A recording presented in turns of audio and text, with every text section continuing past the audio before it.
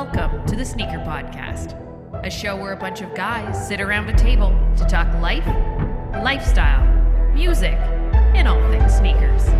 So sit back, turn it up, and let's go.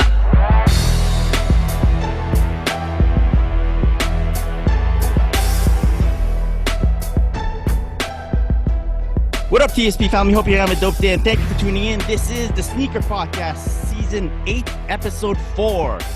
My name is Chris Chu, and he is the 2 aficionado, but number 1 in your hearts. What is up, Sean? Hey now. Hey now. And he is the best from the Midwest, the one with 6 shooting, and the 1 marinade. What is up, Calby? Gentlemen, what's going on? What is going on? And we are in week 2 of Guest Month with a special invitee. Please welcome Chris, a.k.a. Nightwing 2303. How's it going? I'm jealous I don't have a podcast voice. You heard our real voices before we started recording, so Yeah. Oh, it was a shocker. I was like, "Holy crap! What happened?" it goes away real fast. That was really cool. You weren't expecting the hey now. No, not at all. I was almost like, "Yo, like, am I supposed to like have like a wrestling theme? Like, what's happening?" Glass shattering. Yeah. Yeah. Oh, it's great having you on the show. Thanks for joining us. As always, the Sneaker Podcast is sponsored by your favorite organic sneaker cleaner, Sneaker Logic. You can find them on Instagram at sneakerlogic_official. Use our coupon code TSP15 and get 15% off your order. Totally organic, totally made in Canada. Wipe it down. Wipe it down. I cracked open a new box. Just letting you know. Box of wipes. That's always nice. Sean, do you use the wipes on stuff other than your sneakers? Like yourself? What are you trying to say? What? What are you asking me right now? I'm uncomfortable with that question. Keep it moving. You said crack open, and I was like, yeah, maybe. Anyways. Yeah.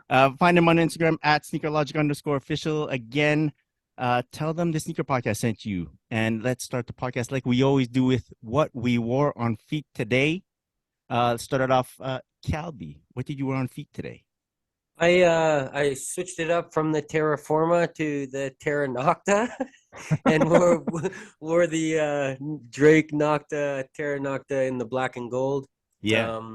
I've been in my house the last couple days and the weather's been real nice, so I thought it was going to be real wet outside with all the snow melting. Mm-hmm. But it actually all dried up, so I wore those for weather reasons, and I didn't need that at all. That's nice, man. You're themed, Terra. Very nice. That's my new winter theme now, I guess. Yeah. Now, Chris is new to the show. We might have to explain to him what snow is, because he's from California. Oh, I was just impressed that you guys have seasons. So I was like, wow. What? Trust me, it's not impressive when you live in it.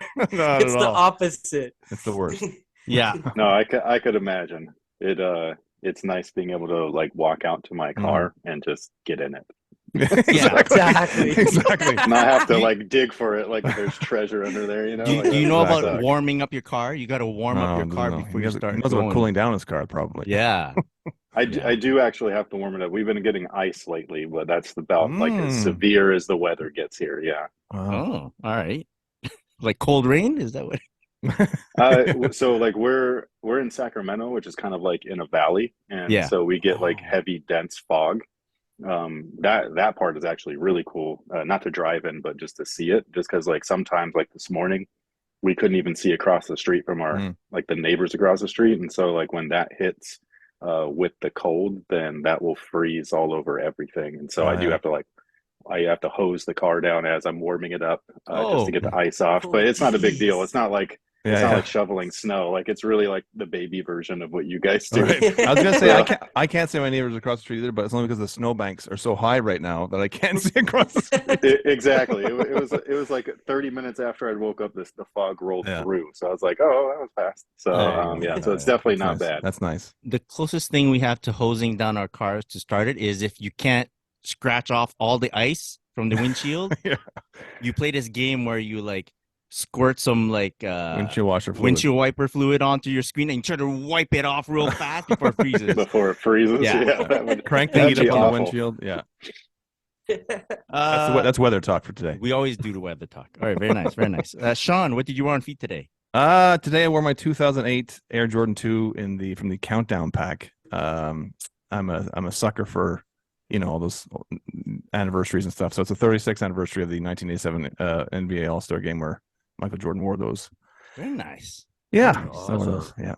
They're it's hard though with the shape being designed and kind of fixed with the sleek toe box. Putting these back on my feet, I was looking down on my feet and I was like, oh boy, this is not good.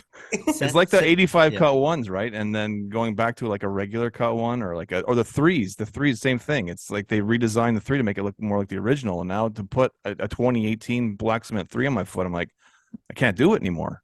That's why I sold one of my pairs. I had to cleanse. Yeah. It's tough, but yeah, Stop I wore them shaming anyways. us. They still look good, but not as good. All right.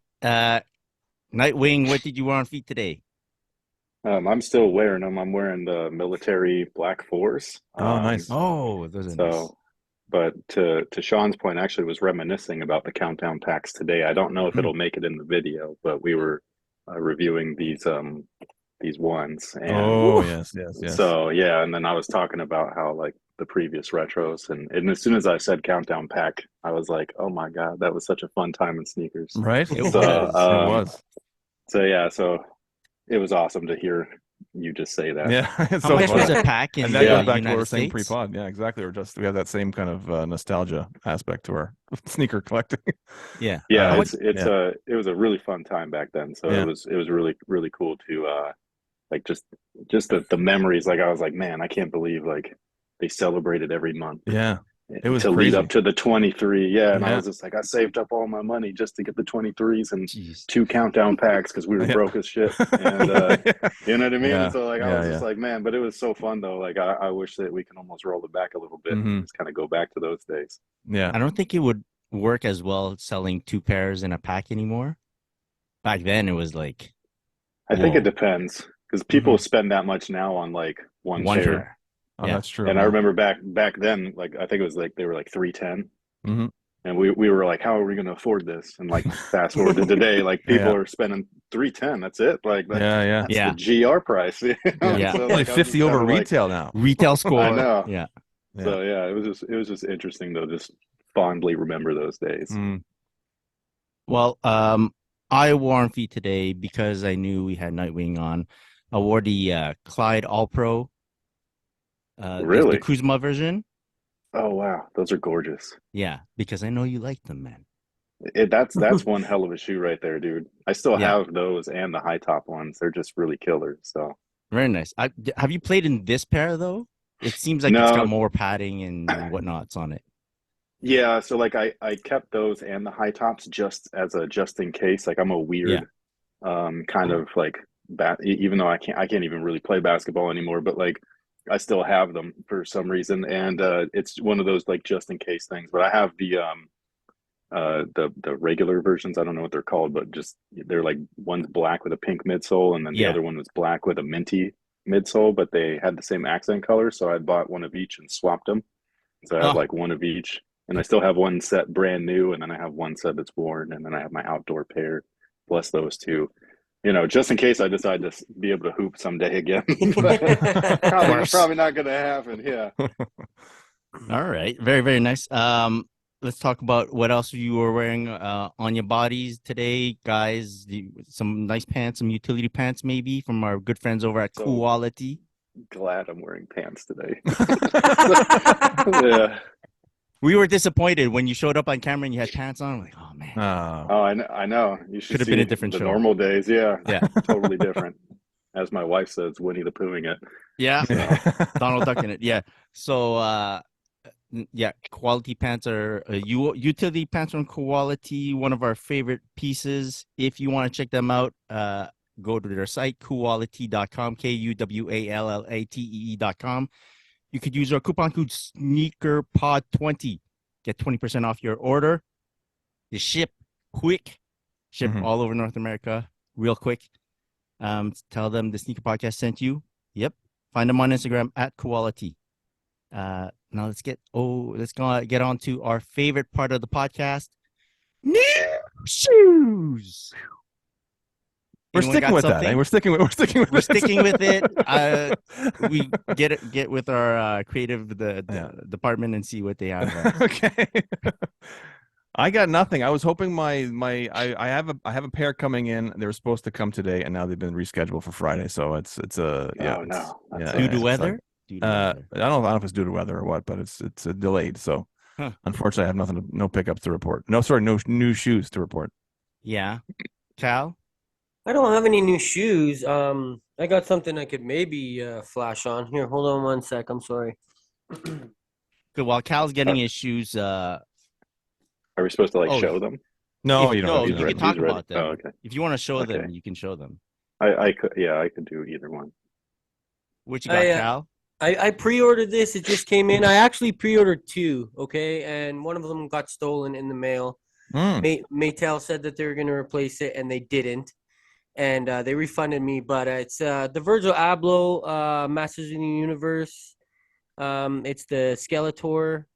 It's that's cool. You know, I'm old like that, so Masters of the Universe, you know what I mean? It was a thing, and so the fact that I could link it up with Virgil is also a thing. It's really cool. It's actually one thing that I really like about it is that it hasn't been painted, so the color of is the actual color they poured into the molds or whatnot. So the details show up a lot better because there's no layer of paint over any of the cuts or grooves or anything like that, so it shows them nice and sharp.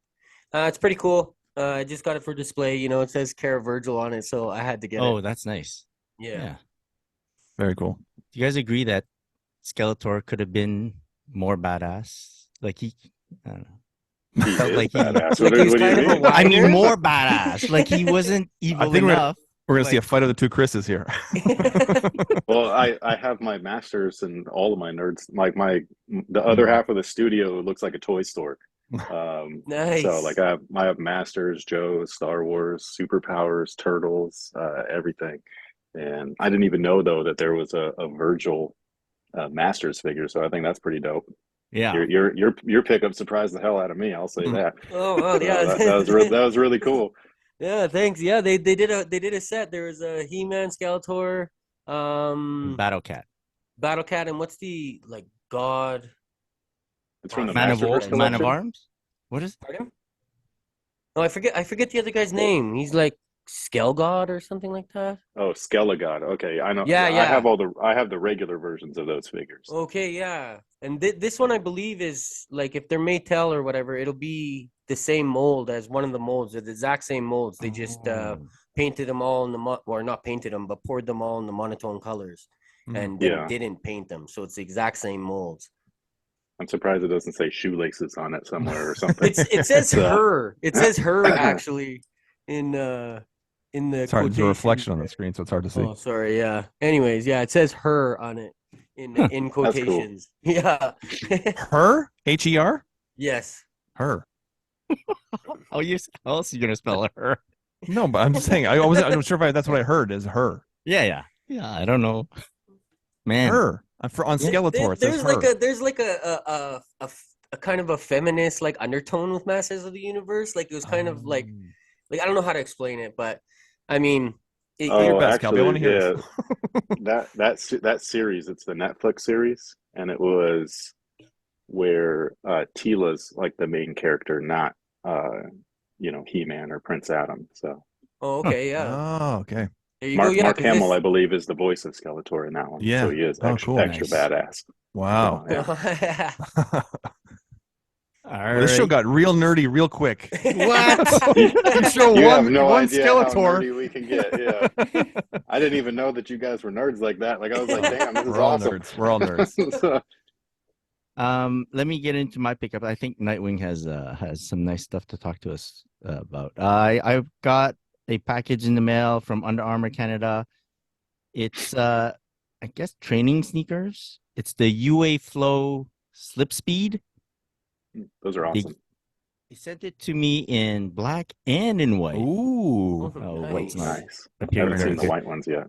What's cool is it's made to where you can just step on the heel part to wear it as you get a slip on when you're done training, so you don't have to bend down and whatnot. So it's pretty cool. Almost like a mule. Yeah.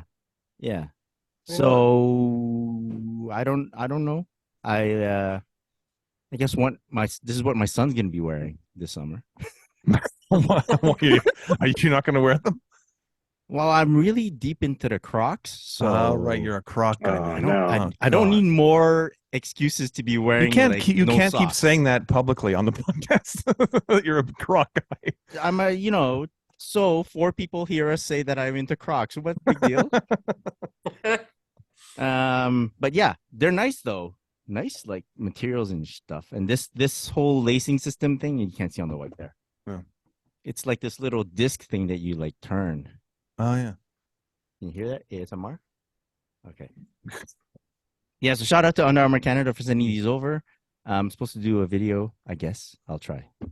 And we'll get to that later. Yeah. Mm-hmm. Nightwing, what did you pick up in terms of new shoes recently? So all of the stuff that we've got are like for review purposes. And so like the videos haven't come out yet, but we've got these 85 ones coming, the black and white ones. These are pretty dope. These are the Zoom Invincibles. Oh yeah, those are nice. This is my first Zoom X experience. Like this stuff is nuts. Oh yeah. So yeah, like that, like Zoom Air, like bouncy level has nothing on that stuff. Like that stuff was crazy. These are some future videos that I haven't done these ones yet, but we got these are not my jam, but they are very nice, like material wise. They're just, it's like too much elephant print. Yeah, I hear what's that one called? Jordan, you know what I mean? Is it called the elephant print one? That's probably what the box is really dope. Actually, the box is crazy. But so like that's just like a lot of elephant print for me. So like I was just like, holy cow. But if I was a teenager, I'd be like, yo, these are sick. So and then we've got, these are super dope. Like these UNC 5s. Jordan 5 UNC. Yeah. So these have like the profile just looks really sleek. Like they're really working. That's actually something that I talked about in the review of the 85 black and white ones, was that they reworked, which actually, Sean, you might really like that. Like the collar is the most OG feeling. Oh yeah. Like it's thin, and it's not crispy, but like you could feel like, oh, like when you feel crispy pears, it's that shape. Inside they rework the back, it's hella straight. Yeah, very straight. Like, look at that. Yeah.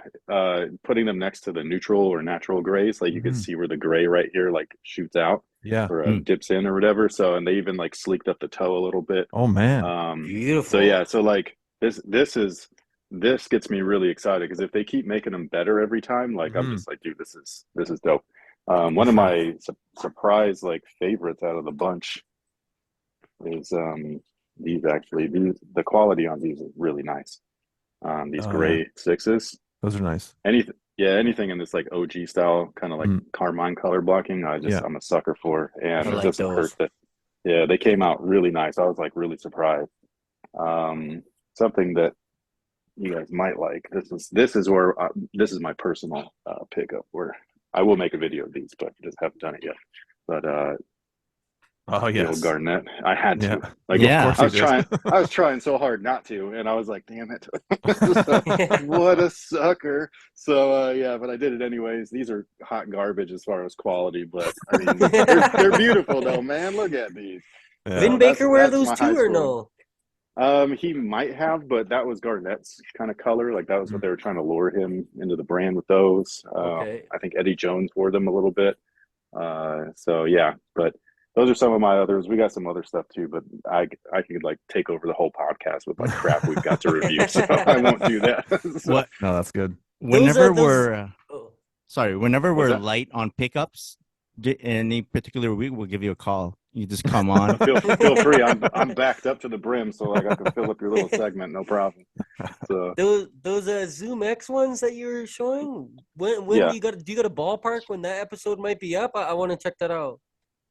So I was supposed to have filmed this already, but then we got other stuff in that like I was like, crap, so I got to move them. So this one should be up next week though. But yeah, these are legit like dumb comfortable. I don't think I've ever had something like this where like you feel like you're gonna explode like out the roof of your house. Like they're bouncy. Like it's really a trip. So, and Zoom X is like or not Zoom X, but Zoom Air is my favorite like cushioning system. Mm-hmm. And I always think of like, especially with Nike and running, like how are they going to implement this into basketball? I don't even know if they can do that one. That one is like you'd have to subdue that bouncy level a lot. Like it's a lot. So yeah, it was crazy. I don't even know how people run in them, honestly. Like it's super bouncy. It's ridiculous. Like moon shoe. Yeah. That's exciting. Yeah, no, they were like, wow, man. Like I put them on, I was like, what the fuck? Like, is this what people have been like? Because Zoom X isn't new. I just haven't like it's not been in basketball, so I haven't checked it out. But yeah, that was the first one where like I think it's the profile of this colorway. I was like, oh, those kind of pretty. You know what I mean? Like I can mess with those, and I get them in, and I put them on, and I was like, what the heck? Like, like this is insane. So yeah, I've tried all kinds of cushions, and that one like blew my mind. Like I was like, wow, this is cool. That's nice to know. Nice. Good to know. Good to know. All right. Let's get on to flooding our feeds. All-Star Weekend is coming up. Big expectation, guys. This is in Utah this year. In about, they always bring out a lot of heavy heat during the All-Star Weekend. Yeah. Anything you're hoping to see? Something new? Something new? I don't know, like a new colorway or something. Because like, have they announced everything that's coming out? I don't know. Don't think so. I don't think they have. No. I'm just glad that there's all-star colorways again. Yeah. Yeah. 100%. So that's kind of new. Yeah, it's true. Like back. so yeah, so that's kind of dope. They haven't done that in a minute. Mm-hmm. So yeah. Outside of that though, like dunk contest maybe. That's always like my favorite.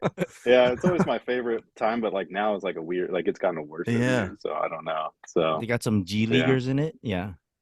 Yeah. That actually is very interesting. I think that's kind of cool. Yeah. McClung would be fun to watch. So. Yeah. Definitely. Yeah, G leaguers might actually make it like a lot better than it's been lately. Because they're actually, trying to show improve. They're trying to show something. They're not not trying to save their brand. It would be dope if I don't think that this is a thing, but it would be really cool if whoever the winner is, if they get an NBA contract, like a guarantee. You know what I mean? Like you dunk for a spot. Like you're the 12th guy, but hey man, you made it. Yeah, that's right. Oh yeah. And they should do that with the 3-point contest too, because you need shooters too. Yo, that would be dope. Very nice. It's just crazy to see how the dunk contest, how far it's gone downhill. Because I still get excited to watch it every year, and then I watch it, I'm like, oh man, that was pretty bad for the most part. Sometimes it's okay, but I don't know. Maybe it's just because we're all jaded now. We've watched so many dunk contests. Like there's only so many dunks they can do that we haven't seen. Like, I see these crazy dunks online. Yeah, that's what you watch. You follow Team, I think it's Team Flight Brothers or something like that on Instagram, and they show crazy dunkers from all over the place. And so there are dunkers out there that can wow you. So I guess maybe they're right. Maybe this G League thing, maybe this will be the key to bringing some excitement back to it. I don't know. Hire some of those guys like they do a shooting coach. Yeah. No. Dunk train me to dunk something fierce. Yeah. That way I could show up in the dunk contest. That would be sick. It. Absolutely. Yeah, well, I still get impressed with some dunks, like in-game dunks. Oh yeah, for like sure. Like in traffic or whatever, and they dunk hard, and you're like, oh, that was not nice. And I just saw today on Instagram some nobody did he straddled the free throw line sideways and did a windmill from the free throw line. Like, and the guy, I think it was like 6'3" or something. He's like, I'm like, he's not going to make this dunk. He jumped sideways from the free throw line, did a windmill in midair, and then made it. And that needs to be the dunk contest. The reverse windmill that was making its way through Instagram. Maybe I can't remember. It was a windmill. It was he went straight, but instead of windmilling it over, he windmilled it back. Like it was the weirdest yes, I did see that. Yeah. And like I had to like rewatch it a couple times. I was like, what the hell was that? It messes with your brain. Like it was like not normal. So I was like, wow, that was really dope. So even though it was just a windmill, but just backwards, and it was just interesting. Yeah, very cool. Yeah, it's like when Vince did he did a reverse 360, and I was like, huh? What'd you do there? Yeah. That's all. That's kind of all you got to do. Flip it a little bit, you know. What I mean? Exactly. Yeah, just a little flair, little extra power into it, and Doesn't take much to get the crowd going, but I don't know. I guess with all the gimmicks they do these days, it's like, cartwheels and jumping over cars and mascots and cars, and it's like when you say gimmicks, that's exactly what I think of as Blake Griffin. Yeah, exactly. That wasn't sponsored at all. Yeah. Hold on while we wheel out this Kia. They couldn't have found a bigger car for him to jump over, And he jumped over the headlights. I mean, he didn't even jump over the the hood, and the headline is over a car. I'm like, over well, not really over the car, was it? Yeah. All right, the Nike Jaw 1, different colorways have been confirmed. I think 4 colorways. Did you guys take a look at that? We included a lot of basketball sneakers for this flooding our feeds. Usually we have all sorts of stuff, but a bit more basketball. Hey, it works for me. Yeah. I did see some of the colorways. They're all kind of whack, except for the one that looks like a Kobe, like it was like purple. The purple one. With some with some green and like kind of like the Joker colorway. Yeah. So that was the only one where I was like, oh, those are nice, but I also like made a pair of KDs on Nike ID that look just like it. So I was like, that sucks. So outside of that, I wasn't personally impressed by anything colorway wise. I really wish that they would stop with the tiger stripe thing. Like it just doesn't look good. The scratch thing. Yeah. It's not like little is okay, like the Bruce Lee, like that was dope, but like they did do it with pennies all the time, like for like Memphis and stuff like this. I'm just like, guys, like the tiger stripes, bro, it's not a good look. It's true. It's overdone for sure. I like the price point on this shoe. In the United States, it's 110. I don't know how much it's going to be in Canada. So maybe it's usually 140 if it's 145 range, which is decent. Do you guys like guaranteed like an increase in price, like no matter what? Like it's just it's the currency conversion, right? So it's a 100 US and 145 Canadian dollars. So it's just, I know all my American friends, it's hard for them to wrap their heads around. We're so used to, because we always, as Canadians, we're always used to changing our money over to the US. We're always visiting the US, so it's like coming back the other way. It's like hard. So your $1 is worth $1.30 something over here. Yeah, $1.35 about for us. So if I take it 100 American dollars, it's gonna cost me 135 Canadian dollars. This is a riveting radio. Riveting for the audience. I'm fascinated by this. But we're all nerds. We told you. All our sneakers get a bump because of the conversion and also we get taxed on a lot of our sneakers. Duties. And they include like shipping costs for like importing stuff over and stuff. Yeah, we get screwed. So it's a bit more, but we're used to it, so we don't notice. We don't keep looking at the US pricing and be like, shucks, it's just that's just the way it is. Yeah. You notice it sometimes a lot though. Like recently, like I'm a ASICS fan. I'm also a big fan of Kith, and they just put out an ASICS, and at the end of the day, by the time it got to my door, it's probably going to be like $320 for like $180 shoe. And I was like, no, I can't do that, man. Like I can't be paying $320 for this shoe. Like, nah. Yeah, when I was in the Philippines a number of years ago, they had a wild conversion rate for similar reasons. More so on certain brands though, like Under Armour, for whatever reason, they tax really hefty. Compared to Nike, maybe because it's just like quantity of business. I'm not sure. But I was just like really surprised. I was like, you guys know that like China's like right over there, right? I'm like, why does it cost so much? I can see it. Here? Like, like I was like that. I got through China just to get there. Like I was like, you guys are damn near neighbors. So like it was just weird. Like I was like, that's really crazy that it's cheaper in the US. Like there was people that were like, when we get certain shoes, we have relatives that live in the US, buy them there and ship them over to us. And I was like, it's cheaper to do that than to just buy it when you're like, like I just think it's really weird. So it's unfortunate, but I guess that's the world economy for you. Yeah. Well, like even for import taxes, they'll charge it. Like if I'm ordering something from Nike's NBA store, I'll order from the US shop because they charge me like a really low import fee, like $6. They charge the import fee up front, right? Right. And it's only like a couple of dollars versus them just converting the price and jacking up all the taxes if I buy it off NBAstore.ca. Yeah. So for Do you Chris, guys have customs? yeah, that's it Yeah. exactly. We get hit with customs, and it depends also like on who actually screens your package coming through customs. Sometimes you get someone who's lenient and give you like a 20% increase or a 20% in custom fee. Sometimes you get 45%. And so you never know what you're gonna get. So that's like when I first remember shipping some stuff to my friends in the States, and I'm like, do you guys have to deal with custom fees? And they're like, what is that? What's a custom fee? What are you talking about? Right. And I'm like, yeah, well, we're just so used to like getting hit with these import fees. It's not fun.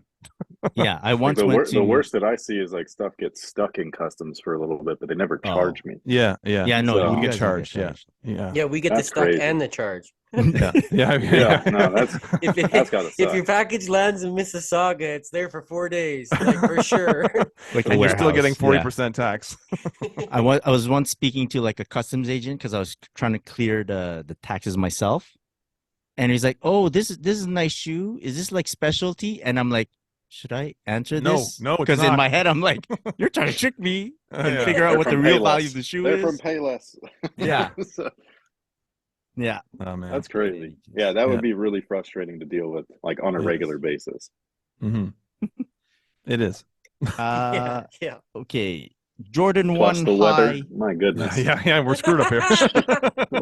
Man. Hey, but at least we got healthcare, right? That's That's what we the keep only telling- thing. Yeah, Oh, exactly. give me a heart attack though. You know what I mean? Like I'd be in the hospital all the time. Yeah. I'd be like, what the shit, dude? And you wouldn't have to So, see a yeah. bill after that. So it's okay. Exactly. That's the only thing we tell ourselves. Exactly. Save the money on all your doctor fees to pay customs and all the Exactly. shoes that you bring in. Exactly what it is.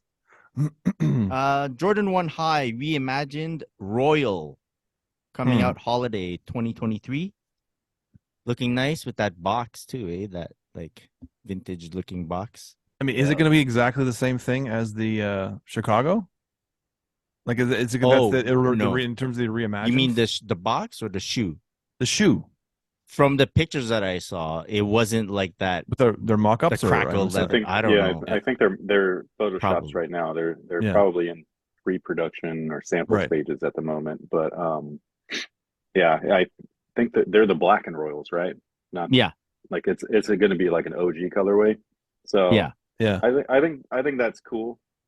Personally, I think that it's because I did really like the Lost and Founds, despite the weird kind of like backhanded story about mom and pop shops and stuff, which I wasn't a Yeah. big fan about that. But the product itself, though, was a good product for the most part. I did get a pretty bad pair, but I mean that happens. And so yeah, so I'm excited, but at the same time, I really wish that they would just kind of almost kind of like shelf the OG high and only do 85s. Like Yeah. like there's the 85 is such a better shoe.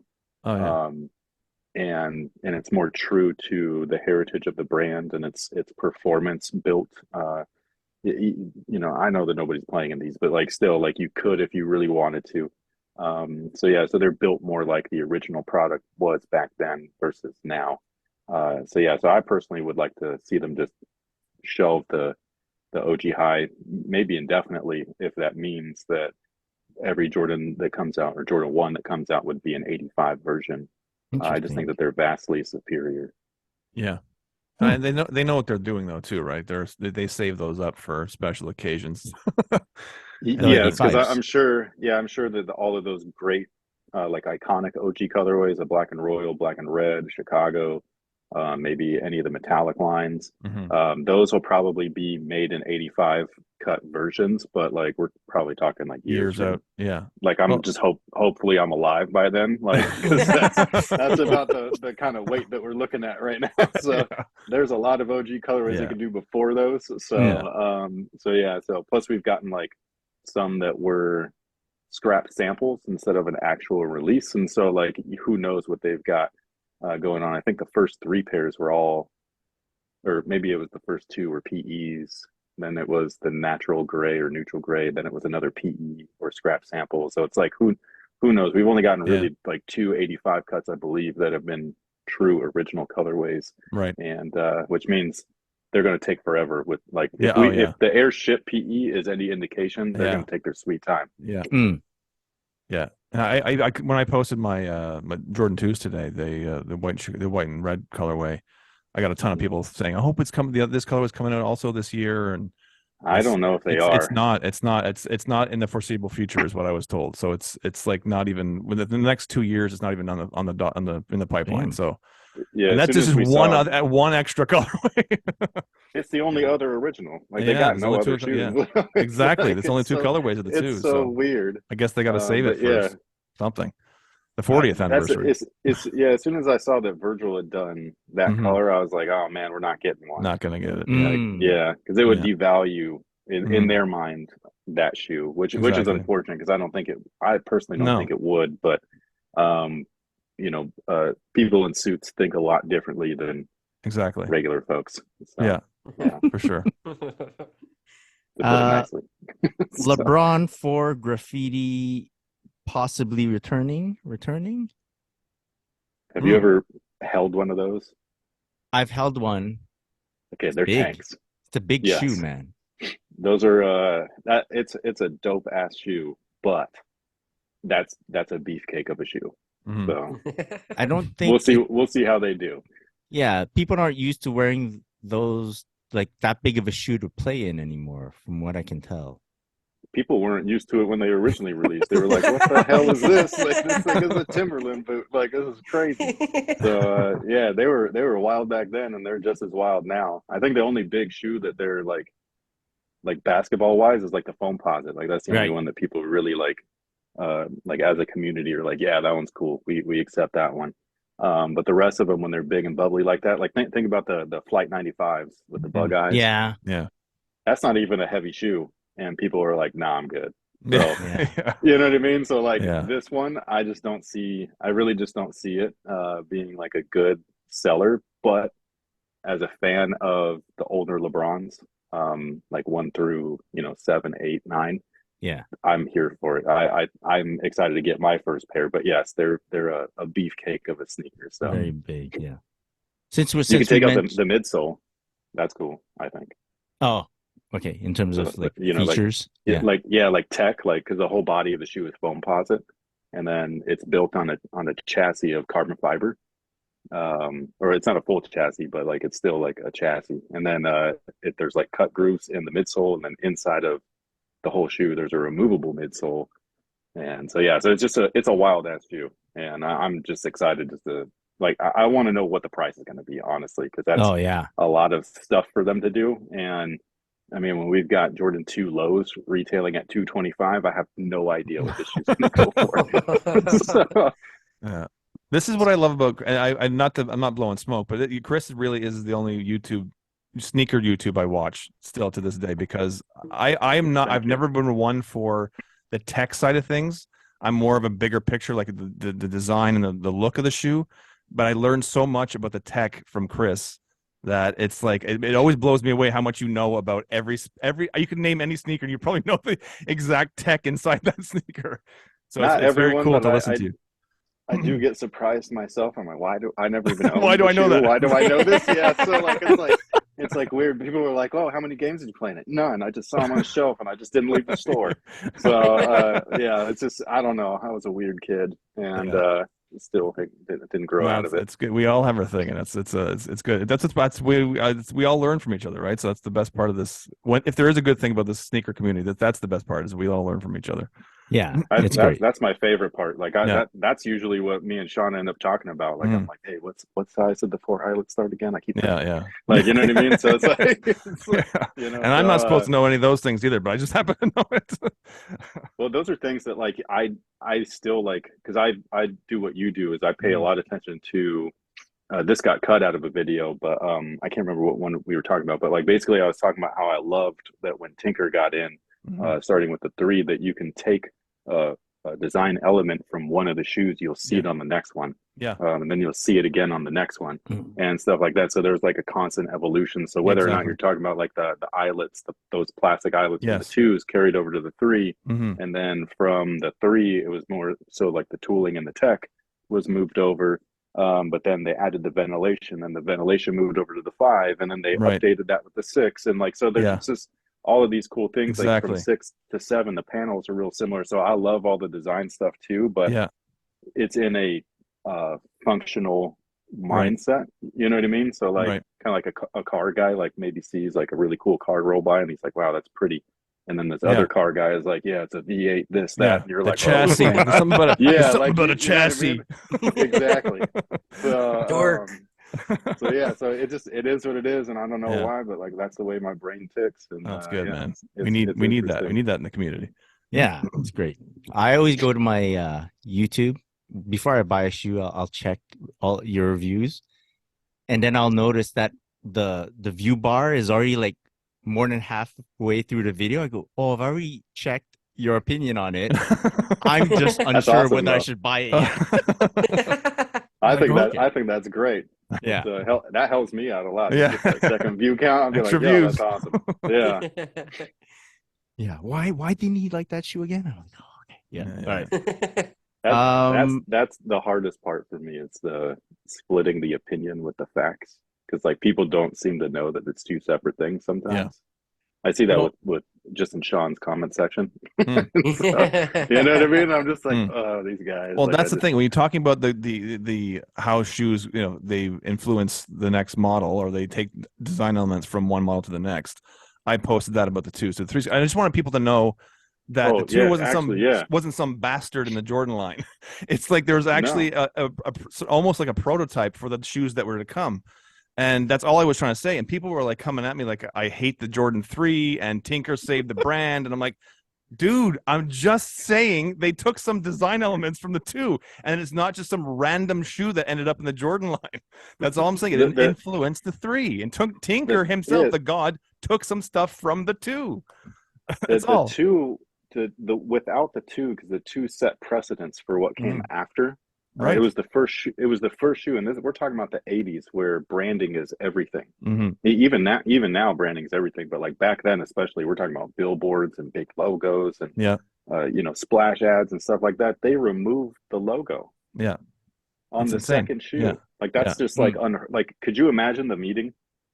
Like how many people were like arguing with each other, being like, "You can't take off the swoosh." You know what I mean? And like this other dude, like Bruce is like, "Fuck the swoosh." Like it doesn't need to be there. You know what I mean? Like it's just like everybody's like, "No, it needs the swoosh." And so like, could you imagine? You know what I'm saying? So like in that, I can only imagine Tinker like bringing in the prototype of the 3.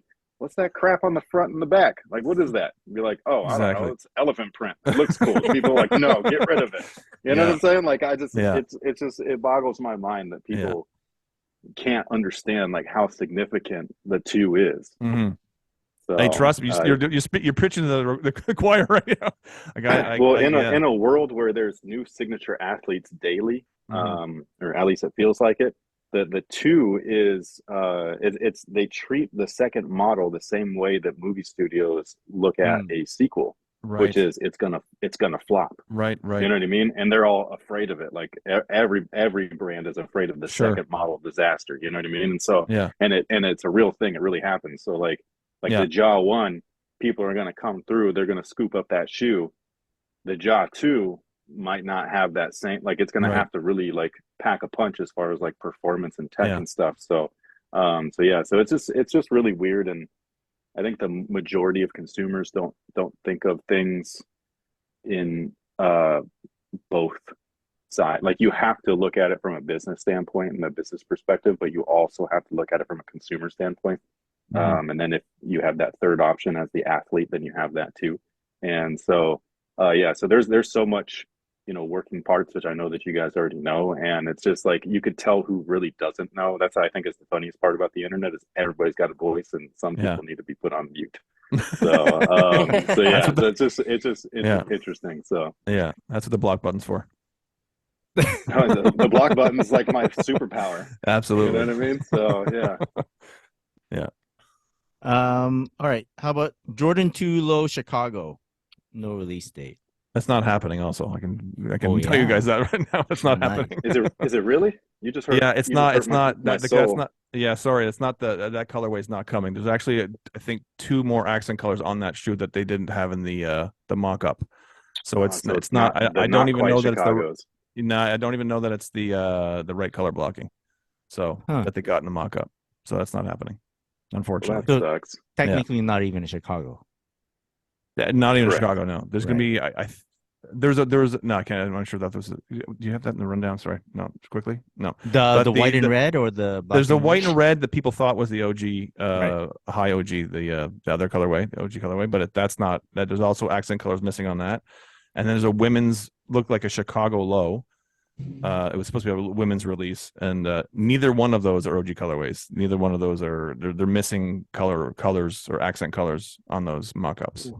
Okay, so scrap those from the rundown. That sucks. Yeah. I cannot believe that they're coming out with this many twos and not.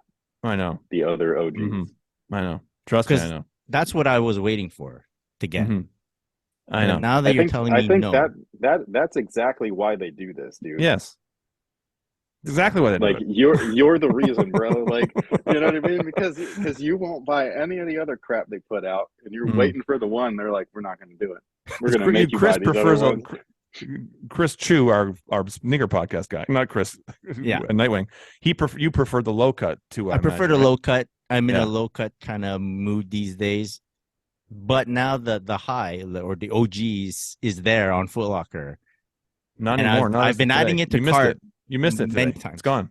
No. Oh, they were there today? It's there today. Okay. I check every day. Oh, good. But I was waiting for the low. Now you tell me the low's not coming. Now I need you to convince me to just do it. He's going to be painting his Crocs to look like some twos. You know a guy? You know a guy that can customize that? Maybe. Yeah. So I should just get the OG high. You're saying? Yeah. But you have. I know you have the collar now. Exactly. They do that now. Yeah, that's true. Someone to cut the collar off. But you have the 2016. You have the 2016 version. No, but I mean it's the not low of the low. The low, yeah, and it's the toe box is. Yeah, but you shame atrocious. it. You and others shame it. Now I shame it. Yeah, I look at it. I'm like, that's an elf shoe. Yeah, it is. Yeah. So sorry to burst that's the burst reason your I bubble. never liked twos. That's like literally I saw Virgil's and I was like, wow, that's a good looking man, shoe. it's Like, so good. why didn't I notice that the two was nice before? Yeah. And I started looking it up. I'm like, oh, it was never nice. Never nice. What are these? Man. They were shaped like bricks. Yeah. They really were. Sad. I think about this quite often just because I see so many of these shoes and stuff, and I don't understand how a brand that is as good and as powerful as Jordan Brand let this slip for so long. You know what I'm saying? Like it's weird seeing they're not even defects because they're manufactured like that on purpose. Yeah. It's like out of all the employees that you have there, like not one person was like, hey, this not right. You know what I mean? Like these toes should not be shaped like this. Like it's like really weird, dude. Like I really think it has a lot to do with who gets assigned the project, and if that team sees the two as a piece of shit like other people do, if they're just some young up and coming developers, they don't take the time to really research and get it right. It took like the team that redesigned the twos this time around. They're like the A team, like they're guys who are moving up in the brand as developers, and they're like older guys, and they care about the product, and they care about getting things right. Unfortunately, I think there's just few and far between in the brand. It's like a lot of guys who are just using Nike Jordan Brand as a stepping stone. It looks good on a resume for when they go somewhere else, right? Yeah. So that's exactly what it is. It's really sad. Yeah. And it does frustrate some of the people I talk to. It frustrates themselves within the brand because some of them are passionate about, just like we all are, about sneakers and about Jordans in general. And somebody above them though needs to be held accountable. Well, that's because it. There's always that's that one guy. Of course, you know what I'm saying?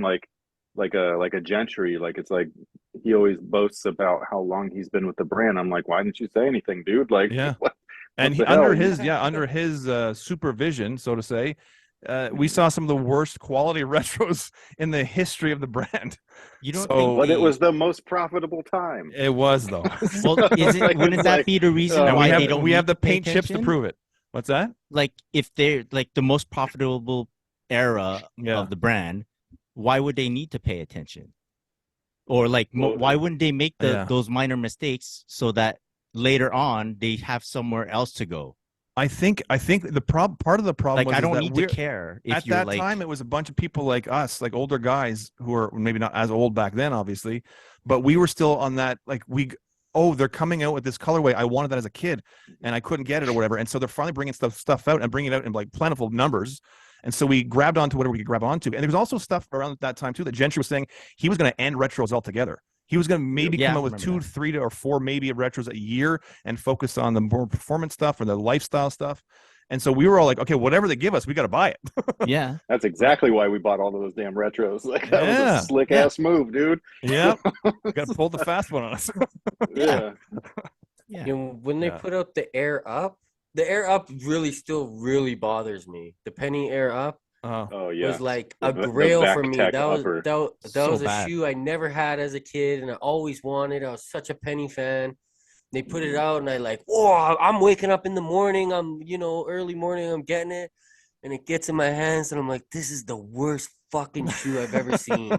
Ever. Like, I remember went straight to my beater and straight out the door. I wore it in the snow, kicked rocks with it, and then sold it like within a month because I was like, They probably still look brand new. That's how busted that upper was. It was made out of all plastic, bro. Like it was crazy. It was. Yeah, they didn't even stitch on the paneling. They glued it on. There was it was vacuum sealed technology that they were messing with. And I was like, what is like that? That's a review I vividly remember doing and being so bummed that people were this is before like I would show my face. They're like, bro, are you crying? I'd be like, I might be. I don't know.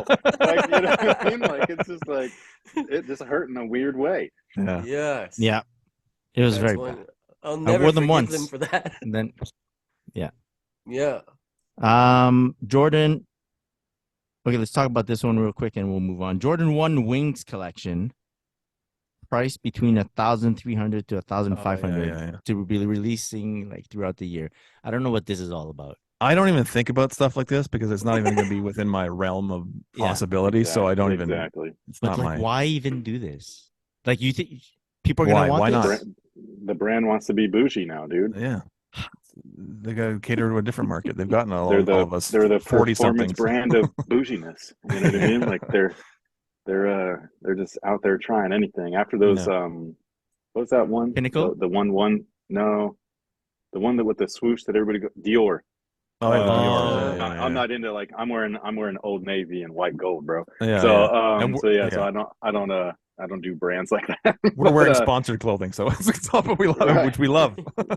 So yeah, shout out to the sponsors. But like it's like that stuff is just way outside of my wheelhouse, and like I just think it's really weird. It's like for NBA guys, essentially. I get it, but like they don't even look nice. I don't know if you saw pictures of these, they're mock-ups or whatnot. But I think that those are mock-ups too. It doesn't matter how nice they are. I can't afford it, so it doesn't matter. Fair. And so but yeah, and if you can't afford it, I think that's awesome. I hope that you buy them and like them and wear them or collect a display, whatever you want to do. But yeah, that's definitely not for me. That's for cigar smoking and whiskey drinking Jordan. That's not for on court MJ. Shout out to TD. But they need to look like, if they're gonna charge it like 1,500, they need to look like they at least kind of cost that much. Yeah, like I'm gonna buy some Louis shoes if I had $1,500 to spend on shoes. I'm not gonna buy a pair of Jordan 1s. Because like, why? What's the point? That's where I disagree. I think that's exactly why they do it, because the Dior stuff, or any of those like a Louis Vuitton or whatever, like they when we're talking about like brands that screw over their consumers as far as like the price margins, those brands are it. Like they use all open source tooling, which means that like if any of us wanted to pool together money and make a shoe, we can go and use any of the tooling that they already have open. So they use that. So they're cutting costs by the thousands, like the tens of thousands, just by doing that alone. And then they slap on some good leather, and leather's not as expensive as it used to be. So like that type of thing, like leather's like a waste product at this point from the food industry. So like it's like scraps, and so they're putting that stuff on with their cheap little twill fabrics and you know, like woven labels and stuff. And these shoes probably cost them the same amount as a Nike, if that, to manufacture, like wholesale. And they're out there charging thousands. Like, people complain about 200. We're talking about a huge markup, bro. Like, it's crazy. So, you know, I think that placing the Dior, I don't even know what to call it, but whatever that fabric was, I don't know if that was their logo was in that or not. But like, by placing that on the swoosh on the side of an Air Jordan 1, the most like popular shoe at that moment, I think did more for Dior than it did for Jordan.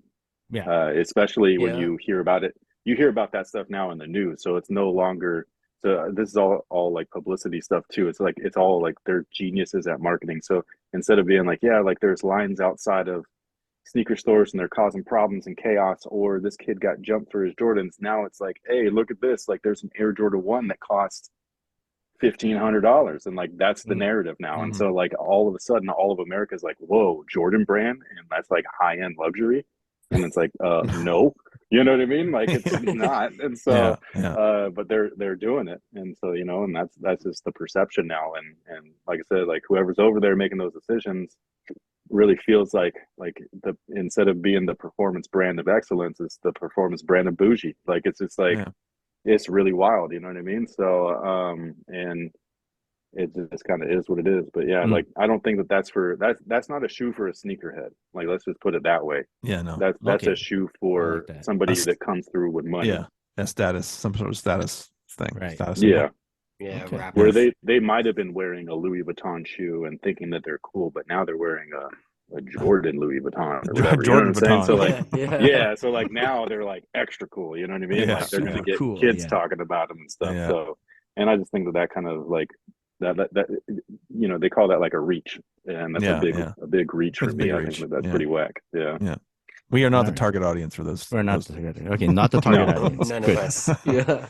All right, let's move on to our main topic, which is basically our special invitee, Nightwing 2303. Sean, you want to explain how Chris Nightwing got to be on the podcast? I invited him on the podcast. he paid me a lot of money. I'm just kidding. I'm going to send you one of my pairs of twos that you can auction off. He said that he would send me the virtual ones. Yeah. Just kidding. I'm just kidding. No, I mean, Chris and I. That was a dope thing, by the way. Congratulations. Oh, thank you. I think that's like really, really cool. It's still hard to wrap my head around that whole thing. Yeah, it's nuts to think about. It's like it didn't happen to me. It's a weird thing, but it's got my name on it. But it's like it didn't happen to me.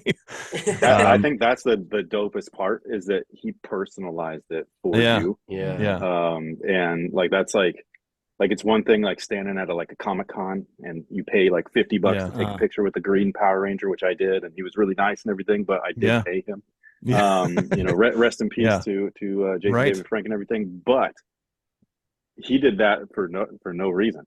For no reason. Than just to be nice. And I think that's not just you know, shows his character, but also yours, where like you didn't ask, you didn't do anything, like you just got a thank you. And I think that's really, really cool and telling for what you do. So thanks. So I know that I've told you thank you via typing and stuff, but like it sounds way cooler when you like say it with words, you know. I appreciate that. Yeah. And this is why I had Chris on the show, because we want him to say thank you to me finally in person. Right.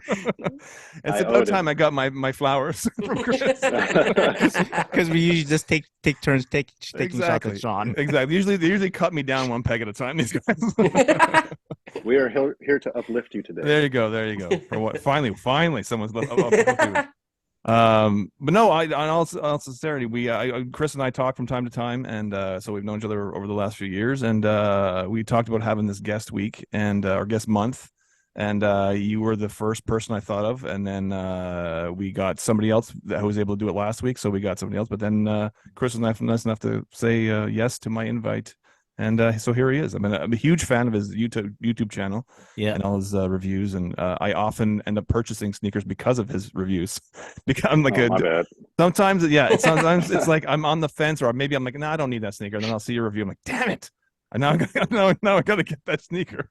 But yeah, I think he has that effect on a lot of us viewers out there. So I'm really happy to have him on the show. So welcome, Chris. Which is not the intent, by the way. Oh, I know. I think that's I'm not what I consider an influencer. No, and you're not selling a sneaker by any means. So you tell it like it is, and you tell it as exactly as you see it. And so there's many times where even I'll go like, "Oh boy, did he have to say that's that trash?" Sometimes I'm just playing, but for sure. So, yeah. But so you're definitely not a quote unquote salesman by any means. No. But it's just sometimes the way you're passionate about something. Because sometimes it's sneaker, like I said, I'm not even thinking about getting, but you're so passionate about it. That passion, rubs off on me, and I have to run to the store and get it or order it online. So there you go. Well, so maybe you may not want to be an influencer, especially with your markups. Exactly. Yeah, I'm going to hit you up for the import fees. All our customs go to Nightwing. They send him a check every month. He's got to shovel his car out before he even gets to the store. Like, man. Exactly. All right. But yeah, I'm glad to be here. So thank you so much for the invite. I really appreciate it. No, it's a big treat having you on, man. Mm-hmm. All right. What was your latest happiest sneaker moment? Actually, it was when my son asked me for the fire red 3s by name. Wow. Like by colorway and everything. He like straight up was just like, Dad, would I be able to get the Jordan 3 fire reds? And I just kind of like, I just picked them up from school, and we were in the car, he's in the back seat, and I whip around. I was like, what the hell did you just say? You know what I mean? Like me and him already have like a great relationship just because he's my son and everything. Mm-hmm. But we're both nerds, like on a different level. Like we both like love action figures and comics and anime and manga and all that stuff. And so like we collect together, we play together and stuff like that. But shoes have always just kind of been more my thing. So that was probably actually by far like the only thing that might top it is like once in a while, like my wife will be like, can I get those? I'd be like, fuck yes you can. You know what I mean? So she doesn't ever want any of that stuff. She calls all my stuff like ugly and stuff like that, like my pennies and just and so like, I will say though, when you guys review a Jordan 2, she seems to like the Jordan 2s a little bit more than other shoes. She's warmed up to them because of the new shape. So right. So, because she does see, like, she's used to, like, my I think we had talked about this recently about the Chrome 2s. That was, we've been together that long, so like we weren't even married back when those originally released. And I remember like going back and forth because I was really poor at that time, and I was just like, oh man, I really want a pair of 2s, and this is the only colorway, you know what I mean? And I want the originals, but there's only 2 and they hadn't released yet. And so I'm like wavering back and forth. She was just like, just go ahead and get them. And I was like, sweet. And so like I run to Foot Locker and I go and pick up my pair. So that was like my first pair. And then when I get like eventually, like I get like the countdown pack version and stuff like that, so I eventually would get the originals and stuff like that. And then when I did the Air Jordan project, I was seeking out like shoes that I had never had on purpose, so I could finish that and everything. But yeah, so like it was stuff like that where like those to me are like the new memories, because now like it's like I still get excited about stuff, but not like I used to, just because it's the job. And so, like I used to love going into a Nike outlet or like a Nordstrom rack, you know what I mean? And like I walk in there and I'm like, got it.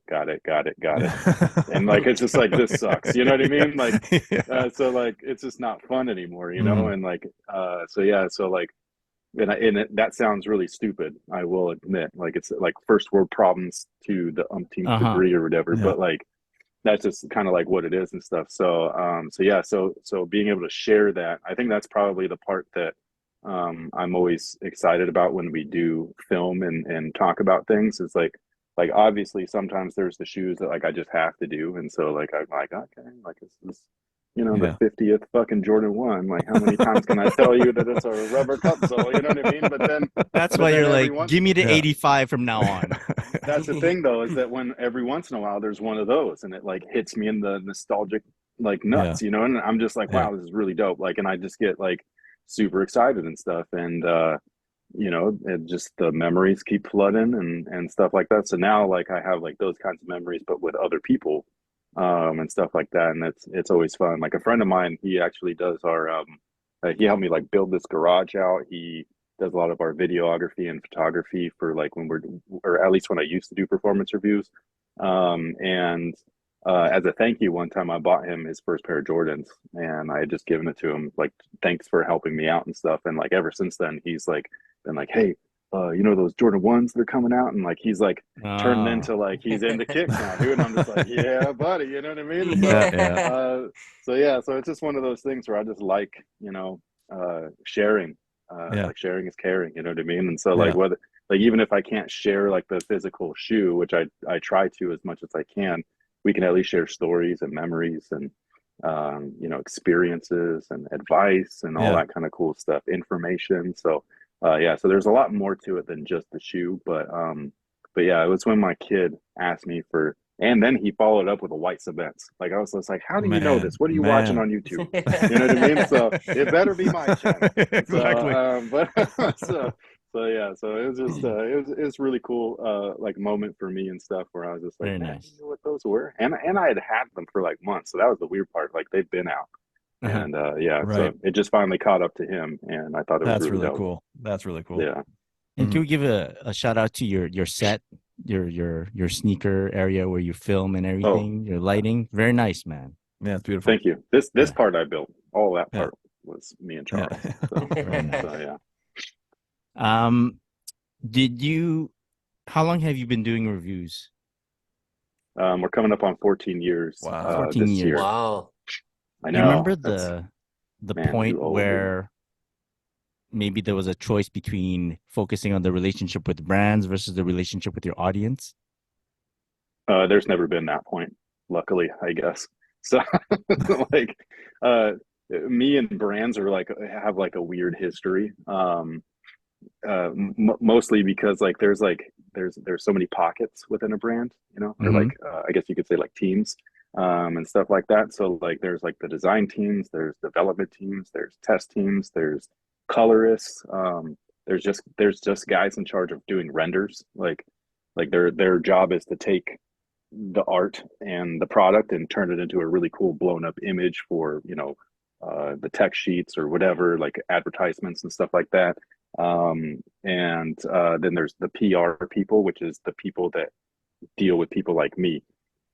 Those people, I found out, we just are two different types of people, and so like we just don't really like mesh well. So yeah, like it's always been like a weird, like especially for me, because these people that work at these brands, they are like well educated and stuff like that, and I'm not. Like I'm just some poor kid from the Bay Area that barely graduated high school. I just happen to have read more e-space than textbooks, you know what I mean? And so like that's like the only thing. So like when I'm sitting inside of Michael Jordan's house, I'm like I watched this on VHS. You know what I mean? Like this floor was in the Unstoppables docuseries. Like I was just like, you know what I mean? And so like it's those things. And so then they're like picking my brain, and I'm sitting there, and sometimes it would come out of my mouth, which is probably dumb, but like this is just how I am. Like I'm very like blunt and open. And so like like they'd be like blah blah blah, they'd ask me something, and I'd kind of be like, isn't that like your job? Like why are you asking someone like me? Like you know what I mean? Like it's just like that's really weird, and so like it's I think it's those things that like I don't know if they can like really handle it, because kind of like Sean was saying, like those are specifically like the people that really do take this as like a notch on their belt, and then they move on, because PR people don't get paid like great money or anything. And so they do a shit ton of work too. So like I'm not trying to like downplay anything that they do, but their whole job though is to market and build and oil that machine, and that's not what I do. Like I'm more pro consumer than I am pro brand. But you have to do both, because if the brand's not doing what they're supposed to be doing, the consumer's not happy. If the consumer is just always happy, then the brand can do anything they want. And so it's like there has to be a happy medium, and I just hope that there's more people that like voice it and get those things rolling and stuff like that. Like I was talking like this will be probably tomorrow's video, this 85 Jordan 1. But like it was one of those things where I think I was doing the review on the Vibe Remake Lab, which is like essentially it's a bootleg, you know, but it's just not like mass produced and stuff like that. And their intent there is not to you know, like bootleg the Travis Scott and then like pass them off as real so that you can get them for under retail or whatever the prices are and stuff. Their whole thing is like, hey, the 85 Jordan 1 is like the pinnacle of footwear. Or at least it was in the 80s. And so like we're trying to recraft that look, knowing that the brand doesn't do that. And so like, you know, the brand leaves that door open. So you can't be mad at either one. It's like somebody over here's got this passion and they can make footwear. So they're making footwear.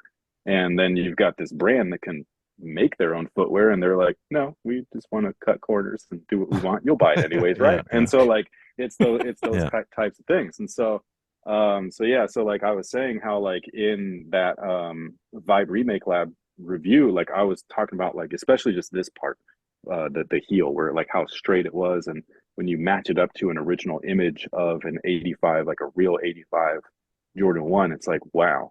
And why can this guy do this, but the brand, a multi-billion-dollar brand, can't? And so I'd kind of like issued that challenge, being like, yo, I challenge you, like I dare you, make a shoe like this. Like it's weird that Jordan Brand doesn't make the best Jordan 1. Yeah. And so now this product's in my hand. As soon as I pulled it out of the box, that was the first thing I saw, was how straight that back was and how thin the collar padding was. I was like, yo, this is some 85 shit, bro. Like this is crazy. And I'm not going to take credit for it because I'm sure they've been hearing complaints.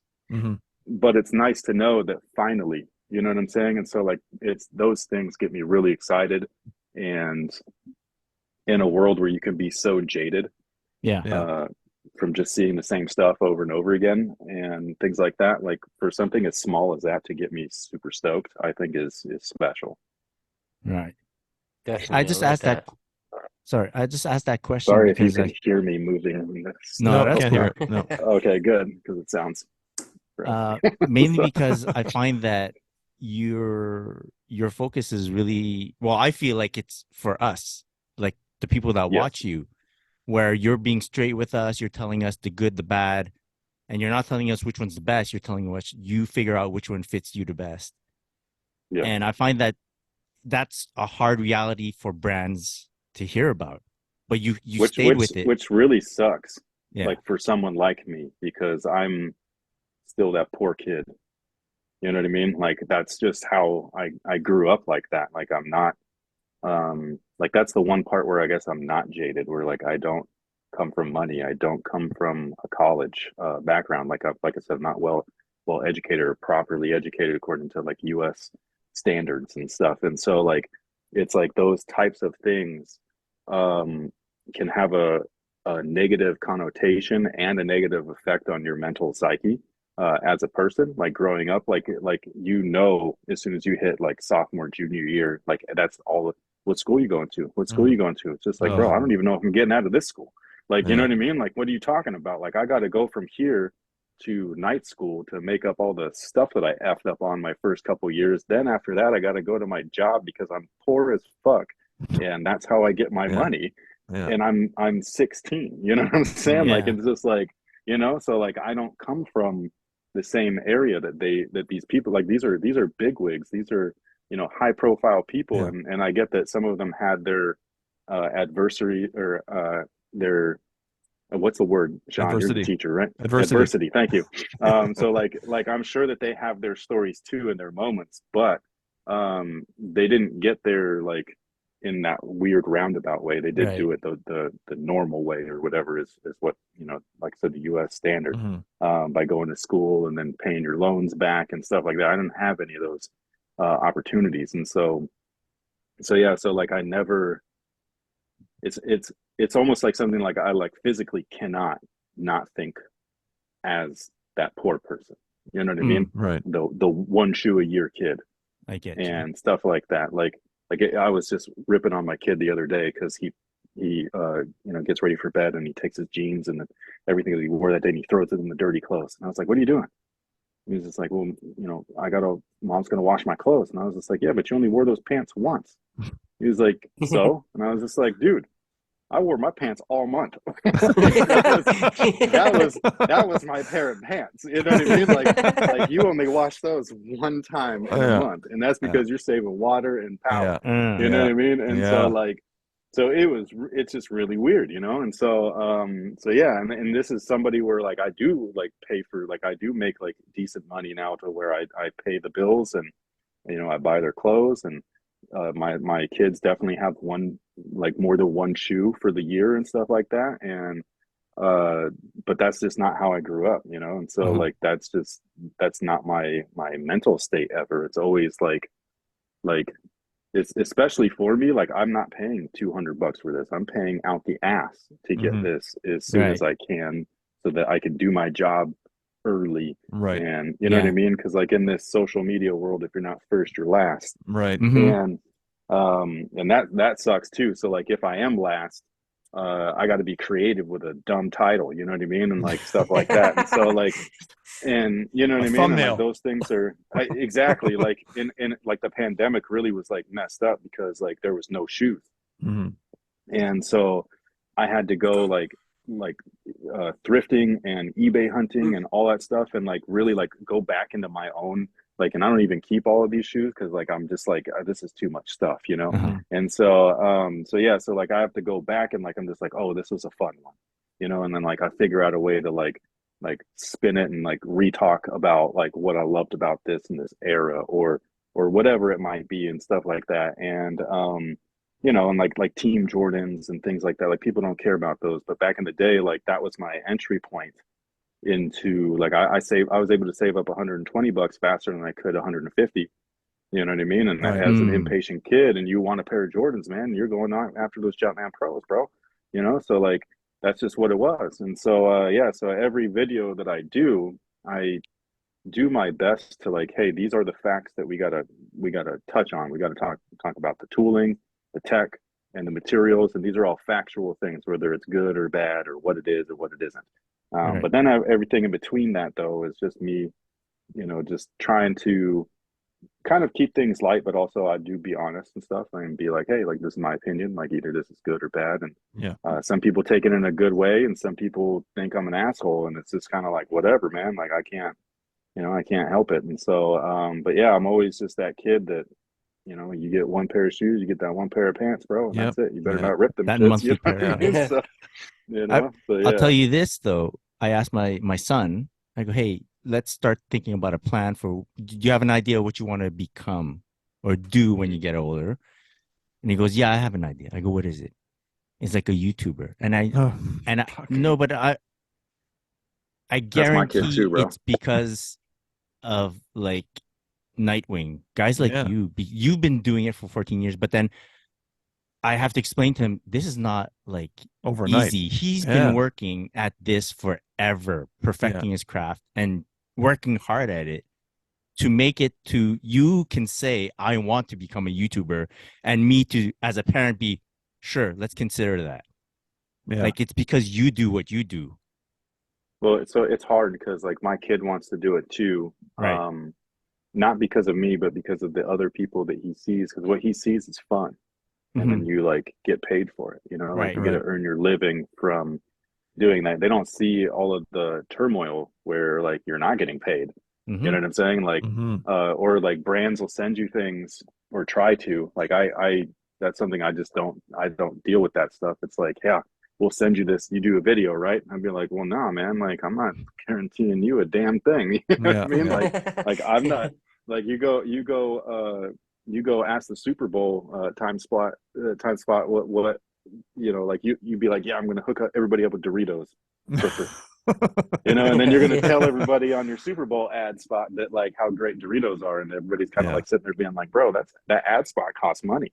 And so like they think that like my time and my editing and my on-court testing when I was doing that, like I wrecked my body for free, essentially, you know what I mean? Or in a different perspective, to build the brand that I have now.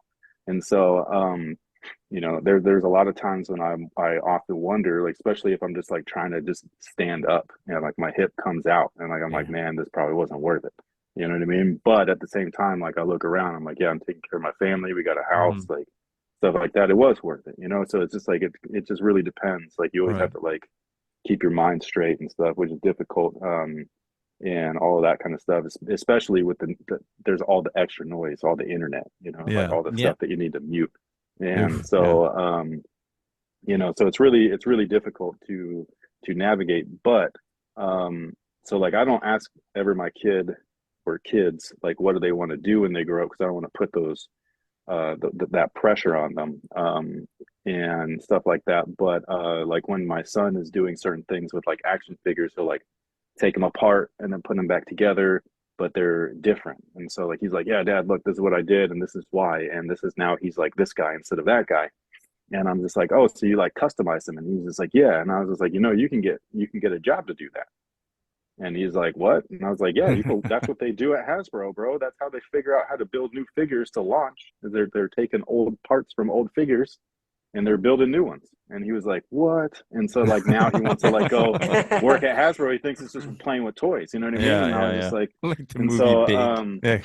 Like the movie Big, exactly. But it gets them in their mind though, in the back of their mind, so that by the time they hit that middle school, high school level, which is when they start drilling the whole like what you do after school type thing, which is I think not a good thing. No. But that stresses them out in different. Like there's already social awkwardness as it is, and adolescence, and your brain's not fully formed, and all this stuff, and then they're throwing at you being like, but you got to be ready to be an adult. And it's just like, dude, adults aren't even ready to be adults. No. Like, you know what I mean? Like, it's just like, so like, it's just wild. And so, so I try to approach it with like no pressure, but just like inform him, you know what I mean? Like loosely, like as we're having fun, which is kind of like what we do with the content. Like, it's like, hey, this is from this, and this, and by the way, blah, and there's like a nice little nugget in there and stuff like that. And so, so I try to do it like that, because that's the way that like I wish somebody would have approached things with me, instead of just like, if you don't do this, you're a dumbass, and it's all of a sudden like oh well, I guess I am a dumbass, And so like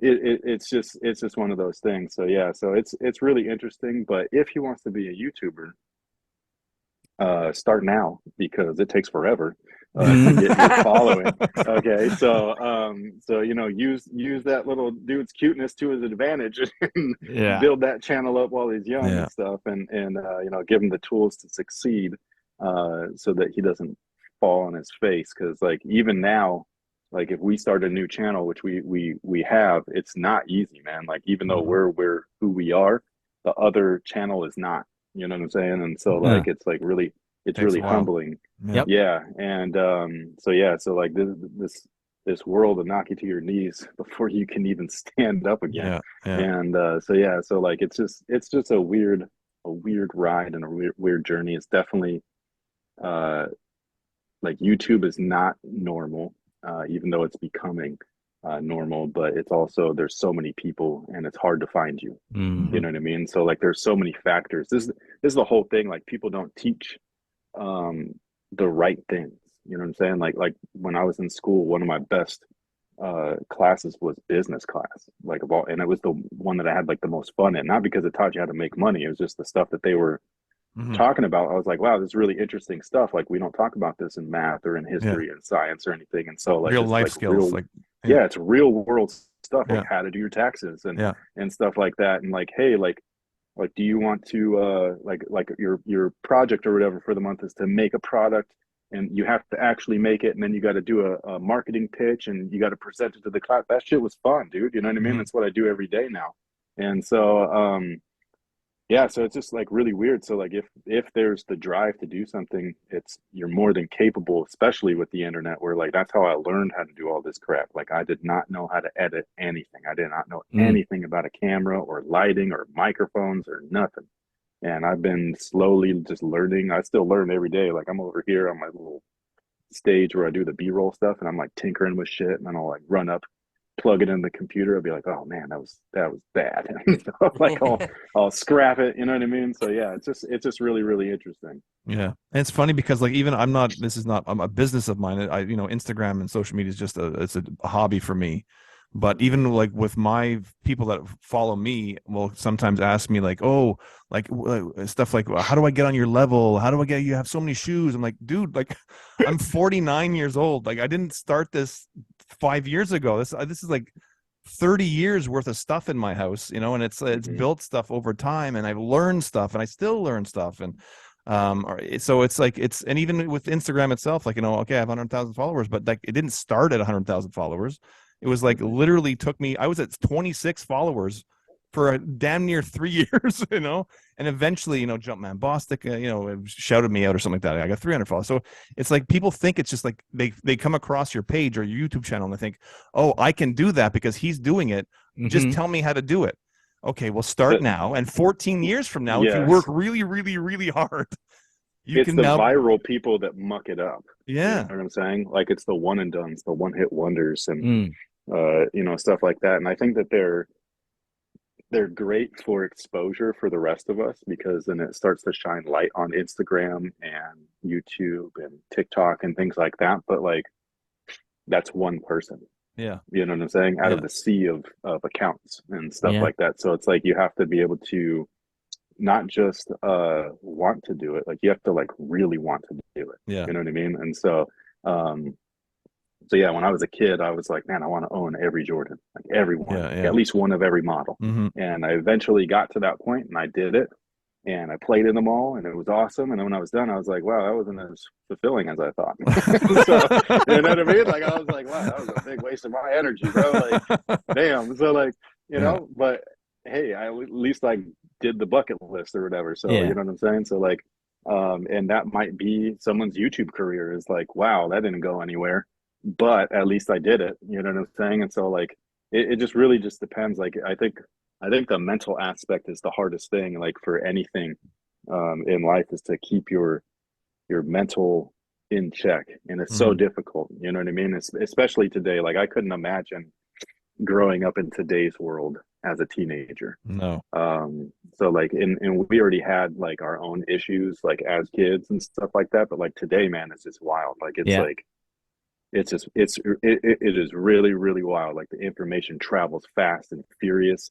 Sometimes it's not even real. Like, you know, it's 24/7. It's 24/7. It's always, man. Like it's always like, I remember when 9/11 happened, I was like, yo, we're gonna go to war. But like now on the with the internet, it's like it's always war. There's never not war. Always, you know what I mean? It's like this is crazy, you know. And so like, it's just like, sometimes you just have to detach and like unplug and or even if you as us growing up in high school and stuff, you have a beef at school, you go home and it's over for the, you know, maybe you have some shit to do at home. But now it's like, they're always they have your phone number.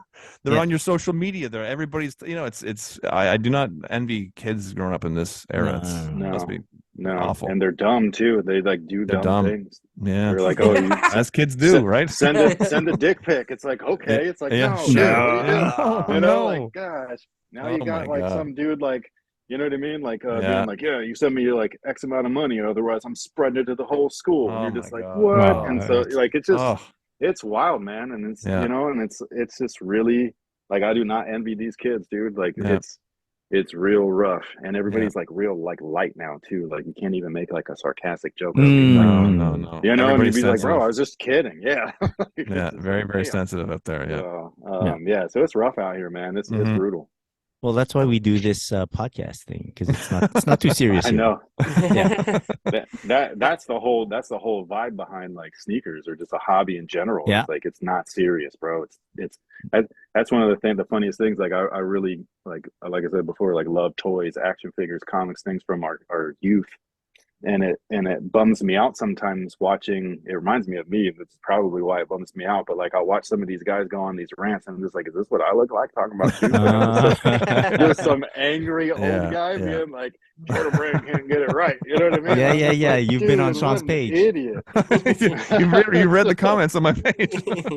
So yeah, it's weird, you know. And so it's like, I try not to suck the fun out of it, but sometimes you do gotta be honest. They need feedback, like they are making products. So so yeah, a very fine line, man. It's real. It's real crazy. So I do want to say that I really do appreciate your honesty. I don't watch a lot of people's reviews because I feel it's fluff. I feel like they sent them the shoe, and so they're like, hey, you know, I really like this, and they don't.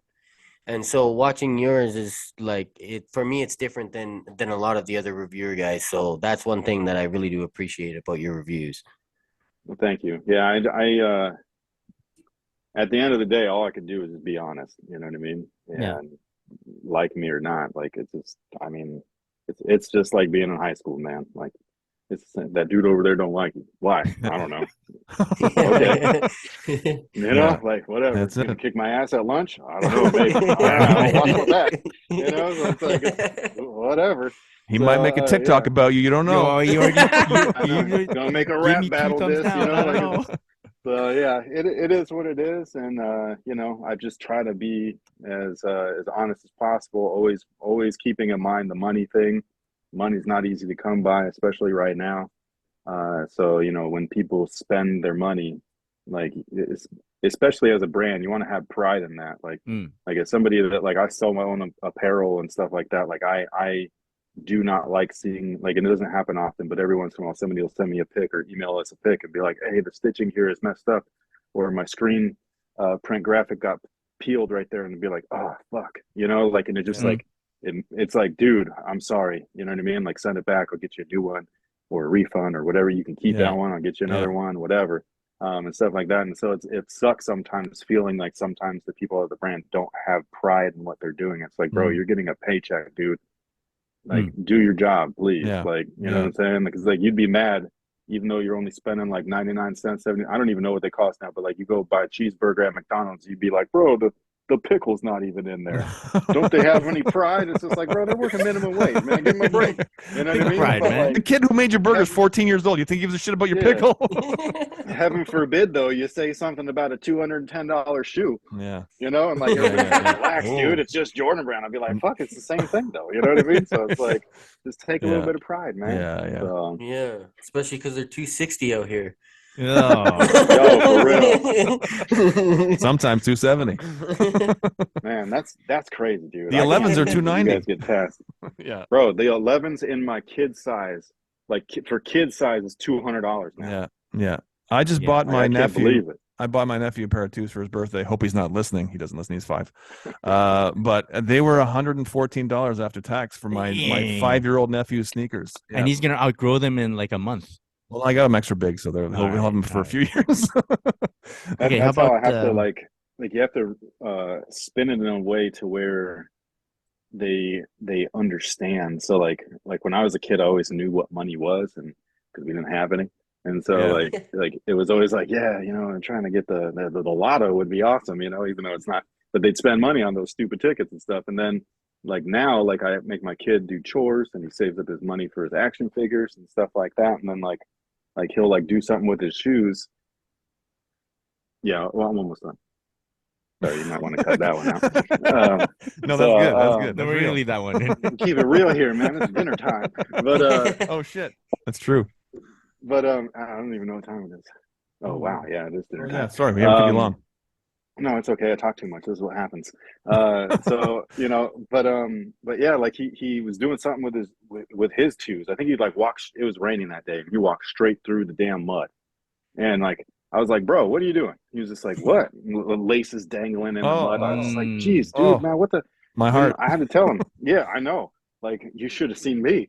And like I was sitting there, and I was like, bro, those shoes cost $150. He was like, okay. And I was like, you know how many damn Dragon Ball figures that is? And I laid it out, and he was like, so like that's a great way to like, visualize it for him. Yeah, he was like, I'm sorry. And so like he takes much better care of me. That's awesome.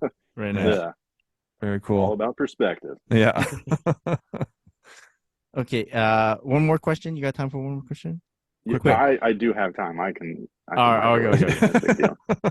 Is there something you would have changed, or a different era of sneakers that you would have liked to have started in your whole YouTube review career?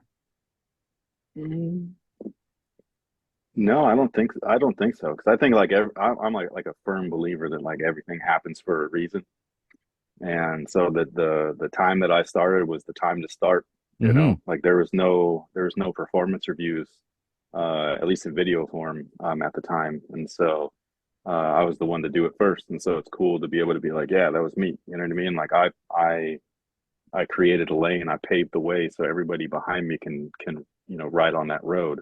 Right. And so like I think that's really, really cool. Plus we're right now, like, even though sometimes it doesn't feel like it, we are in like the greatest era of sneakers right now. Like there's the 80s shoes are back, there's 70s shoes that are still popping, like the 90s shoes are still here, we got the 2000s shoes are starting to get retro, we got new models too, we got this Zoom X shit that makes you feel like you're fucking blowing off into space. Like it's just like this is the best time, man. Like it's like, dude, like I'm just glad that I come from where I come from, because it allows me to really appreciate stuff. Like I was kind of like born and raised in like the middle of what would have been considered like sneaker culture back then. And stuff like that, even though that was really just like sports culture, but like but that was kind of like where it all started and stuff. And so like, again, like everything was more functional than fashionable.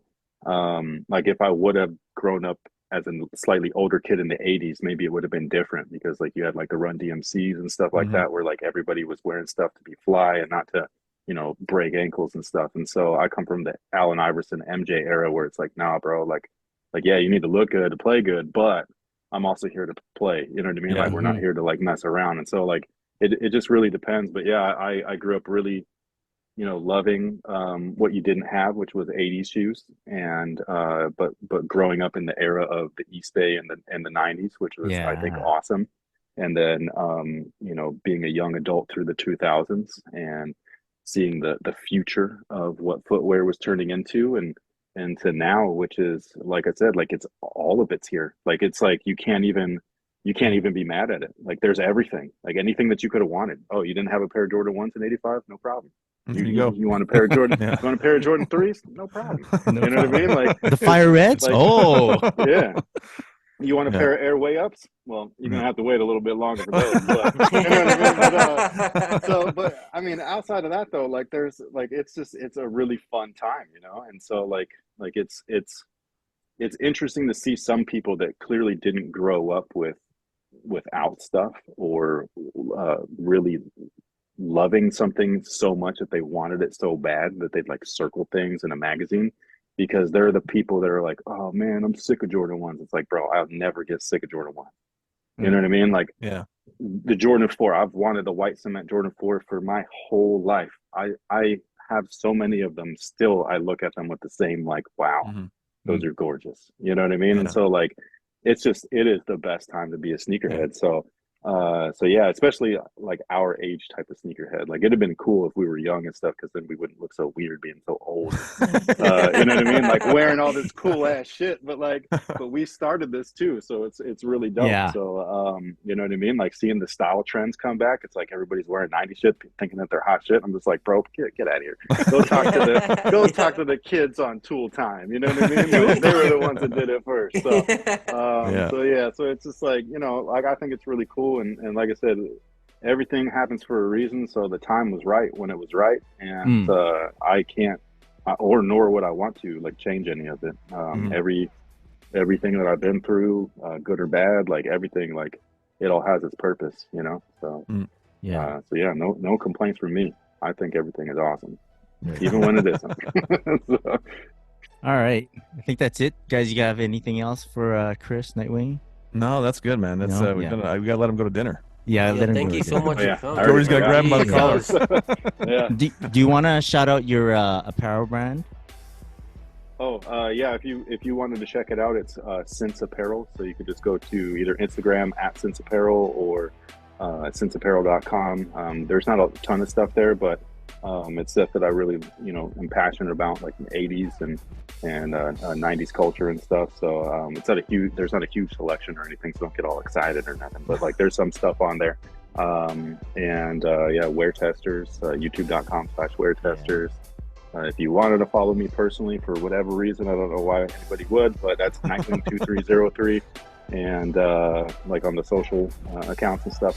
I've been a little bit better at being active recently, but I was like quiet for a really long time. I needed to unplug from all of that stuff and take a break. So, that's pretty much all I've got going on. I'm just more happy to be here hanging out with you guys. So, Very good. It was awesome to have you on. Yeah. Yeah. It was a great show. Thank you, audience, for joining us once again. You can download the Sneaker Podcast anywhere podcasts are broadcast. Sean, where can people find you on social media? At SColor23 and at OG Sport Group. Shout out to the OG Sport Group. Calby, where can people find you? At Just Kelby and at Traffic Boys. Shout out to the Traffic Boys. And you can find our good friend Mike at On Air with Mike D. You can find Chloe at Clarel. And you can find myself at Christopher.Chu. Be sure to follow us at the Sneaker Podcast. Big shout out to our sponsors, Sneaker Logic and Quality. Again, big shout out to Nightwing, Chris. It was really amazing having you on. Yeah, bro. great having you on, man. Yep. One love, all the sneakers. The pleasure is mine. Peace.